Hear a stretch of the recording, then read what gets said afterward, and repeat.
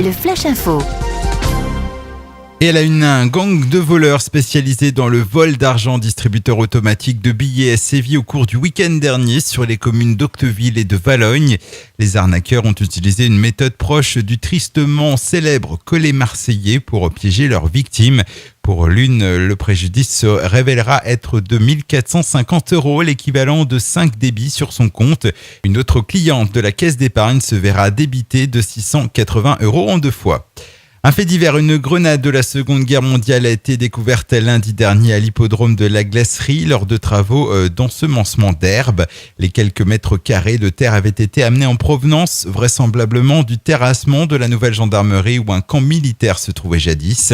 Un périmètre de sécurité a été mis en place dans l'attente du passage des démineurs de camp en fin d'après-midi.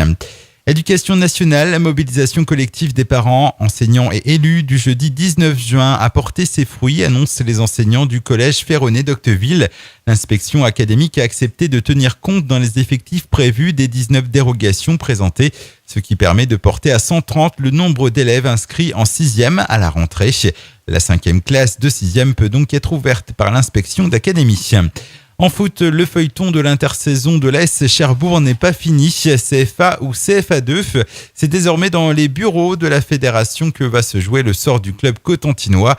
La DNCG a d'ailleurs reçu hier le président Gérard Goël et a décidé de mettre le dossier de l'AS Cherbourg en délibéré.